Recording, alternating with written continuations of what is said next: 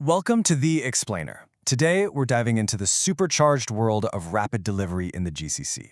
You might know it as Q-commerce, and right now, it's going through this massive shift where just being fast, well, it's not nearly enough to win anymore.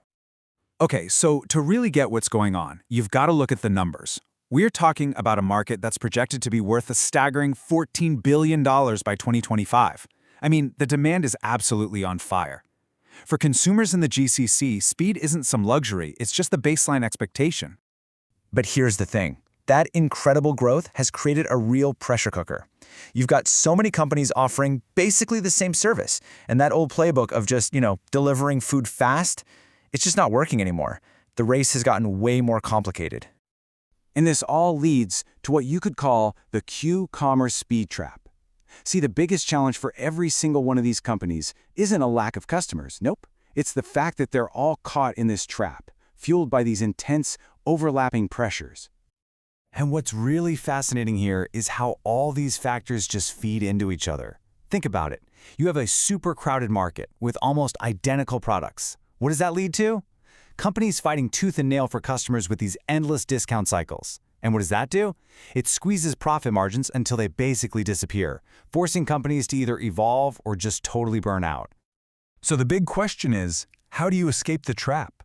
Well, in response to all this pressure, we're seeing three very clear survival strategies popping up across the region. And these aren't just little tweaks. We're talking about a fundamental fight for a sustainable future. These survival strategies really boil down to three distinct paths. Let's start with what is probably the most ambitious one, the goal of building a complete digital ecosystem.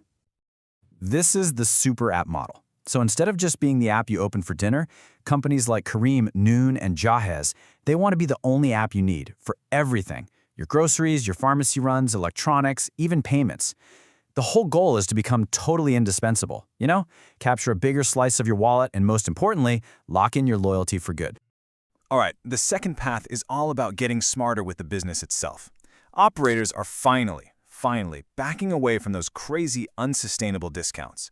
They're bringing in things like service fees and advertising, but the real magic is actually happening behind the scenes.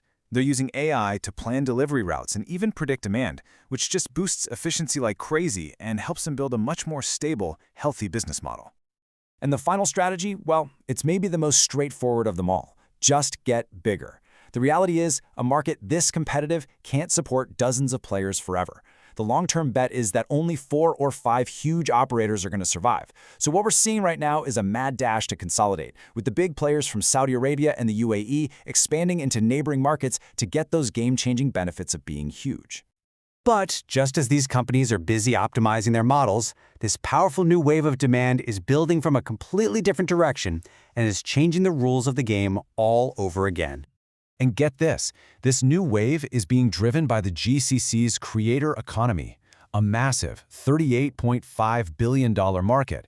See, creators aren't just relying on sponsorships anymore. They're becoming retailers themselves, selling their own merchandise and products directly to their followers. This has given rise to this really fascinating new model called Phygital Commerce. Now think of it as the perfect blend of the digital and physical worlds. You have an online storefront, like an influencer's social media page, that is seamlessly connected to all the complex, real-world logistics needed to get those unique products delivered to your door fast and accurately. And this, right here, brilliantly illustrates the new central challenge for the entire industry. Success now really depends on mastering that connection between what happens on the screen, the last click, and what happens out on the street, the last mile.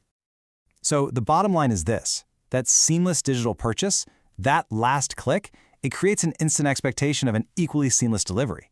And to actually meet that expectation, the last mile has to be powered by an incredibly advanced physical network that uses AI, robotics, maybe even drone delivery, just to keep up. So, when you put all of this together, it becomes crystal clear that the very definition of what it takes to win in Q-commerce is fundamentally changing. The old ways of measuring success, they're becoming obsolete. And this quote from our source material just says it all perfectly. The battle is no longer about who's got the cheapest burger, it's about who has the most flawless, the most efficient system, a single, connected network that runs perfectly from the moment a customer clicks buy to the exact moment that product arrives at their door. And that leaves us with the ultimate question for this multi-billion-dollar industry. As the lines between the digital and physical worlds continue to blur, the The companies that will truly dominate won't just be fast. They'll be the ones who can flawlessly own that critical, tiny, all-important space between the click and the doorbell.